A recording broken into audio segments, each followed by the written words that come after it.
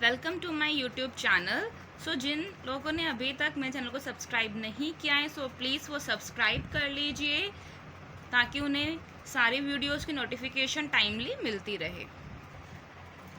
आज मैं आपको बता रही हूँ, ठीक है, क्वेश्चन नंबर सेकंड का B part and C part. ठीक है, इसके लिए भी काफ़ी ज़्यादा थी कि मैम हमारे आंसर सही है। सो मैं प्लीज़ बार बार आप सभी से रिक्वेस्ट कर रही हूँ कि मैं सभी के आंसर को नहीं चेक कर सकती हूँ। आप प्लीज़ वीडियो में देखिए, वीडियो में आप आंसर पार्ट में देखिए, उसका पैटर्न देखिए, क्या आप लोगों ने सही किया है, आप उससे मैच कर सकते हैं।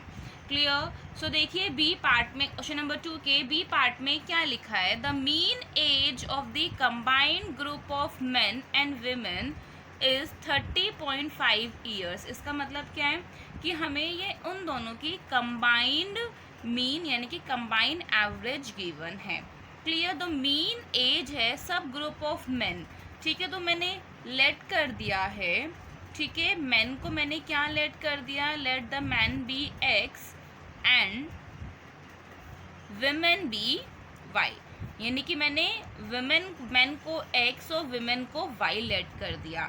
तो जो हमारे पास सिंपल है, कंबाइन में मीन गिवन है। ठीक है, यानी कि हमें कंबाइन में एक्स और वाई का भी मीन हमें कंबाइन में गिवन है, दैट इज 30.5 ईयर्स। क्लियर? फिर हमें गिवन है mean age of the subgroup of the men. Men के जो भी सब ग्रुप के मीन एज हमें गिवन है, that is 35 years. And then subgroup of the women, women के सब ग्रुप की मीन एज हमें गिवन है 25 ईयर्स। क्लियर? ठीक है, यानी कि ये मैंने यहाँ ऊपर लिख दिया है मेन का है, ये विमेन का है, ये हमें उनका मीन है, और ये हमें क्या गिवन है, इनके लिए कंबाइंड गिवन है। ठीक है, अब हम बात करते हैं यहाँ पे कि नंबर, क्योंकि हमारे पास कंबाइंड मीन के लिए क्या फॉर्मूला होता है, आई होप आप सभी को याद होगा फॉर्मूला। ठीक है, जिन्हें फॉर्मूला लर्न नहीं है सो वो प्लीज़ लर्न कीजिए, और ये फॉर्मूला है। ठीक है, n1 प्लस n2। तो क्या हमें यहाँ पे n1 n2 यानी कि जो नंबर ऑफ मेन है, नंबर ऑफ विमेन है, क्या वो हमें गिवन है? नहीं गिवन है। ठीक है, तो हम यहाँ पे इसे मैंने n1 एज्यूम किया है। ठीक है, n1 क्या है, that is number of main है। ठीक है, और n2 क्या है, that is number of women है। क्लियर? और जो कंबाइन हम निकालेंगे वो हम n1 प्लस n2, ये मेरा क्या हो जाएगा, कंबाइन हो जाएगा। तो इसे मैंने क्या किया है, लेट किया है। आप लिख लेना कि क्या हो जाएगा, n1 is my number of the main and n2 is my number of women. Clear? तो ये मेरे लिए क्या है, कंबाइन मीन का फॉर्मूला है। सो ये कंबाइन मीन के हैं। अब हमें क्या निकालना है, अब हमें परसेंटेज निकालनी है मेन की। तो परसेंटेज ऑफ मेन निकालने के लिए मुझे मेन का चाहिए। ठीक है, मेन के कितने डिवाइड बाय हमें उसका टोटल निकालना है। क्लियर? अब हमें इसमें सबसे मेन चीज़ है कि इनमें इनकी वैल्यूज़ को निकालना, n1 और n2।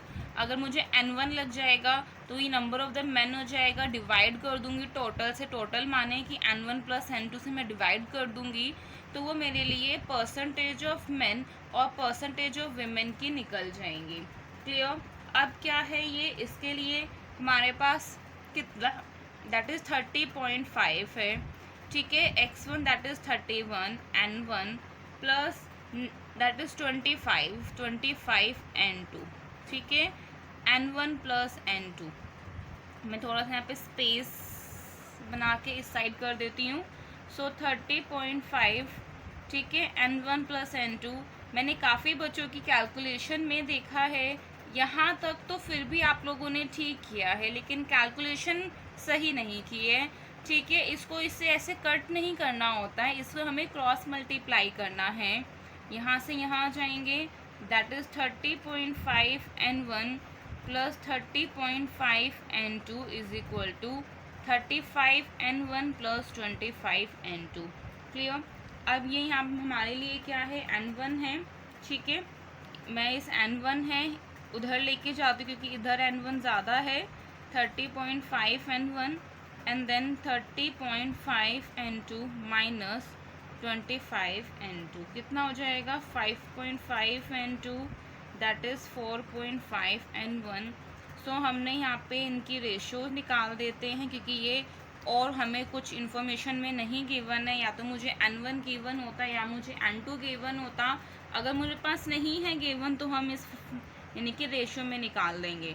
अब ये 11 से चला जाएगा, दैट इज़ 11/9, ये हमारे लिए क्या है, रेशियो में है। क्लियर?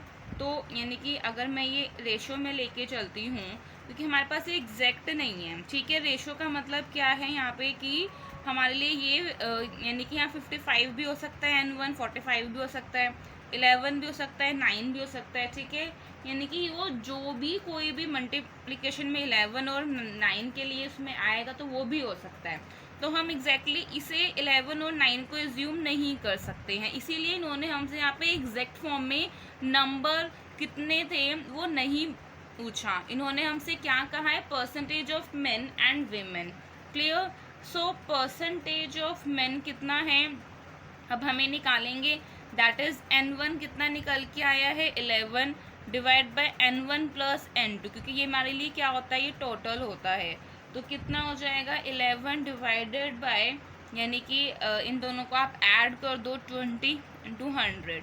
क्लियर? कितना निकल के आ गया, 55%।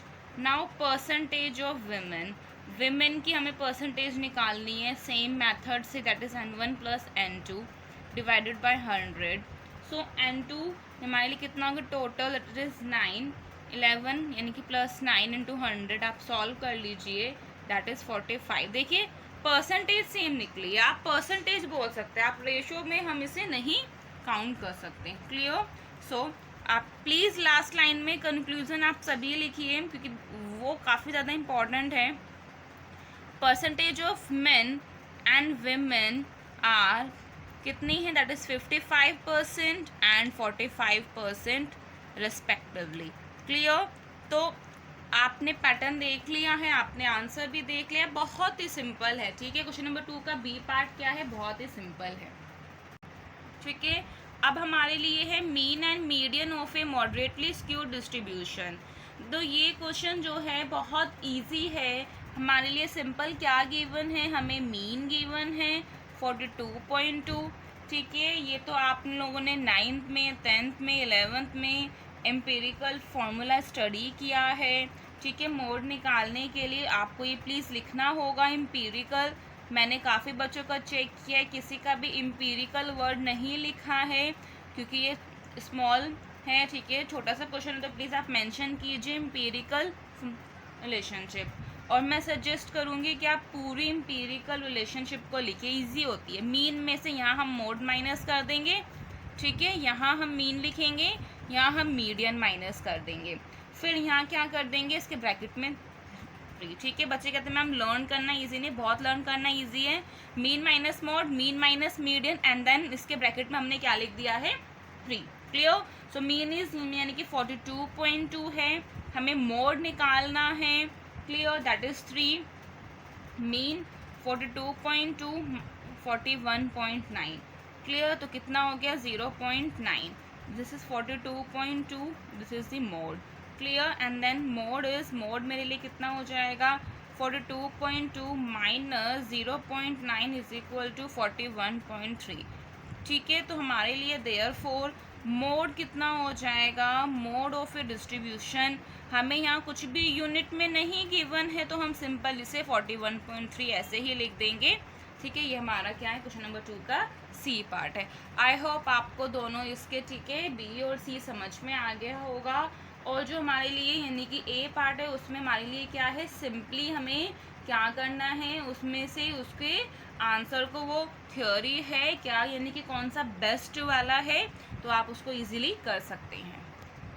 Thanks for your time. Please subscribe this channel and press the bell icon.